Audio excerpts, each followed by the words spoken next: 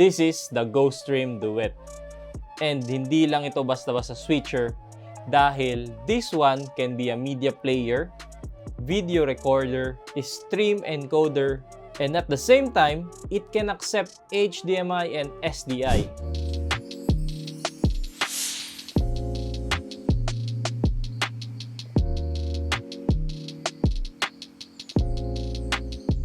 At first glance, mukha lang tong typical na video switcher. Pero for me, this switcher solves multiple drawbacks from other video switchers. But then again, it's not perfect. So meron pa rin siyang mga drawbacks like integration with other brand na pag-uusapan natin later on. It does not support ISO recording, but available naman yon sa higher model nila na GoStream Duet 8. But for me, this product, sa price point niya na below 25,000 pesos, it gives you more than what you pay for. Just a quick disclaimer, they did not pay me to do this video. I am just sharing my own opinion as a broadcast technical specialist. So before we dive in, gusto ko lang pag-usapan ng OC brand. So OC has been around in the market early 2001. They have been making multiple broadcast solutions and mainly for monitors. Recently, just 2 years ago, they launched their GoStream product lineup. And one of those product ay yung GoStream Duet. At ito ang ating pag-uusapan. OC GoStream Duet is a 5-channel video switcher. At yung panglima doon ay aux input, which is reserved for NDI, USB webcam input, and media player. Ngayon, check natin yung kanyang mga buttons. So, meron siyang 4 buttons for the input 1 to 4.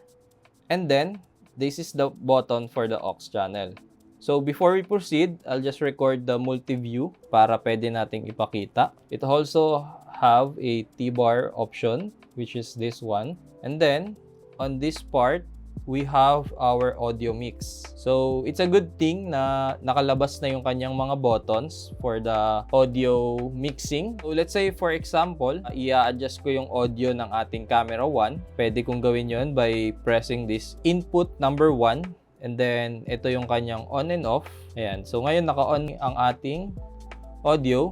Then, the next part is our memory, or this is the macro. I'll discuss this later on kung paano siya ginagamit. This one is one of the most important for me because dahil lang sa dalawang to, you can manipulate almost everything on the settings. Moving on, we have the record button and the stop button.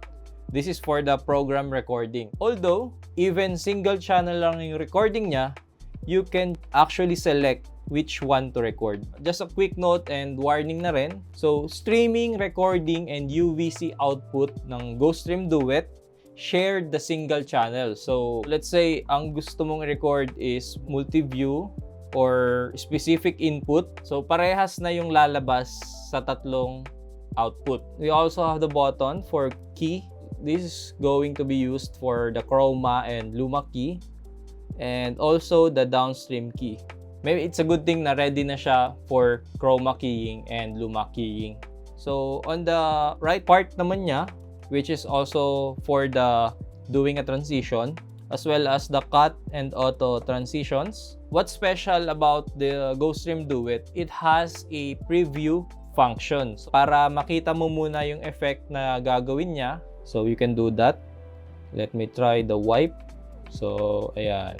Ayan, good thing siya to test the transition first before doing it on a actual transition. It also have a live stream button, so it can stream up to 3 separate platforms. Additionally, it also have a power button. They make a good protection for this power button because as you can see, it won't turn off with just a single click. So I have to hold it for like 3 seconds. And then, let's just put it back. By the way, the boot up, it only takes like 10 to 13 seconds. Now, let's move on to the inputs. So sa dulo, we have 2 microphone inputs, 1 and 2. So this can be switch between line input and mic input. And on the top part, they provided a headphone output as well. Next to it, we have 4 HDMI input, and right now I'm using 2 HDMI output, output number 1 and output number 2. So this is the HDMI output number 2. Now it's on the program. Next is we have 2 Type-C input. The top is for UVC output, and the Type-C at the bottom is for USB webcam input. 2 ports for the power and the Ethernet cable for streaming, as well as the software control. Lastly, we also have here on the bottom part our SD card slot. The GoStream Duet is actually the upgraded version of the GoStream Deck. It has the additional 4 SDI input, and also it has the pre-included NDI license. With the GoStream Deck, you actually have to buy the license. So if you're planning to use the SDI and the NDI input, it's more wiser to buy the GoStream Duet. Once you open the switcher, the license is already embedded on the hardware. Let's move on to the aux input channel. So right now, nakasaksak yung aking web camera input, and ipapakita ko sa inyo kung paano palitan from webcam input into NDI input. So I'll just open my NDI app on my camera. This is available on App Store and Google Play. I will change the 5th channel or the aux channel. We have here source selection. So you can see here input 1 to 4, and then on the aux channel, let me just change it to NDI. Now after selecting NDI, as you can see, I have now a working wireless camera, my phone connected to the router, as well as my switcher, aux channel. So for preview, syempre dito sa baba, select the aux and then cut. I have a working wireless NDI phone. So ngayon, ipapakita ko naman sa inyo kung paano gamitin yung kanyang media playback. I have here my SD card. So this is a 64 gig. Lagay ko lang siya dito sa kanyang SD card slot. And then, format ko lang siya. Once again, menu lang.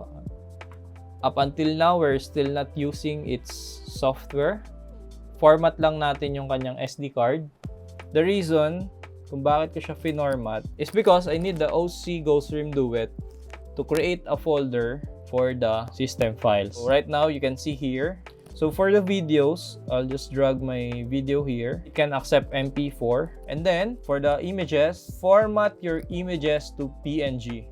This JPEG format apparently is not supported on the current software. Eject ko lang yung SD card natin. Lagay ko lang siya dito.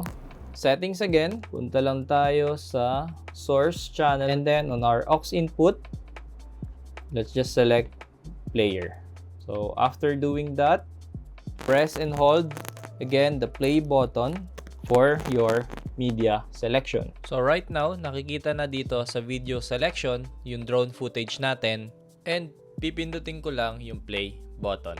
And we have now a working media playback.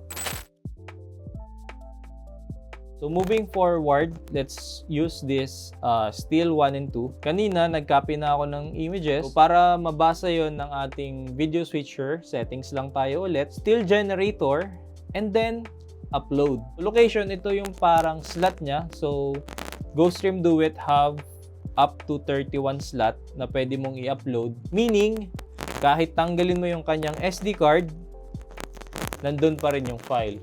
So, sa slot 0 natin, lalagay ko lang yung ating image 1.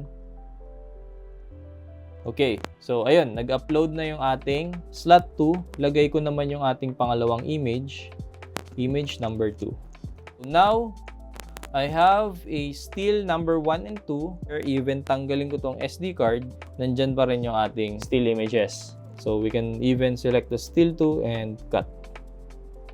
But for the media player, unfortunately, there's no upload option. I can also use a video capture card, HDMI, output ng ating laptop, papuntang capture card, and then the same USB slot na ginamit natin sa webcam natin. So technically, parang meron ka na ring pang-5 HDMI input. I actually utilizes the macro keys on switching from SDI to HDMI. With the software, just go to the macro. I'll be using the memory 1 and 2. So for example, I will add a macro from HDMI. So I'll name this macro key HDMI to SDI. And then from settings, source selection, select ko yung SDI. And then after that, stop the macro recording. Now I have a shortcut, then I can try pressing the memory or the macro one. And you have a quick switch from HDMI to SDI. To make this more efficient, on the memory 2, I'll just add another macro setting. So this one, I'll name it SDI to HDMI. And then I'll just select the HDMI input, stop the macro recording. Now I have memory 1 and memory 2. Memory 1 set SDI, and then memory 2 set to HDMI. So with that, I have a technically full 8-channel switchable but only 4-channel active. Malaking bagay siya. Let's say meron lang tayong remote camera na pang-5, we can input that camera into SDI, and then after doing the show on the remote area, you can quickly change again to your original camera. And then lastly, but definitely not the least, GoStream Duet is actually compatible with BitCompanion. The configuration is available on their Facebook group. Now, would I recommend this product? Of course, you get more than what you pay for this product. Kasi nga, meron siyang SDI input. It would save you a lot. Each converter would cost you around 2,000. With the GoStream Duet, the SDI is already built in. So, since meron na nga siyang SDI input, malilesen na natin yung setup sa mga video converters na ganito. So, mas minimal na yung ating setup. Advanced features like the NDI. You also have the option to change the HDMI outputs. And then, of course, yung media playback niya, napaka-efficient. What's missing for this switcher? For me, the biggest drawback for this feature, this OC GoStream Duet, or mostly of their video switcher, is still not compatible with Holyland Tally Lite, yung aming ecosystem na ginagamit. But there is options na actually much cheaper. But then, since I already have the Holyland, mas matipid yun, syempre, kasi meron na ako. I contacted their support. They are negotiating with the Holyland on how to make it compatible. Hopefully, since madalas sila naglalabas ng firmware updates, maging available siya via firmware update. There is no still capture. Enable to upload the stills is talagang via SD card, and you have to manually put a file to be used for the still. And OC products, and particularly this video switcher, is actually available locally at Vicen Marketing, and I think you can actually contact them for a discounted price. So if you have a question or meron kayong gustong itry na feature, you can actually message me and pwede natin itry.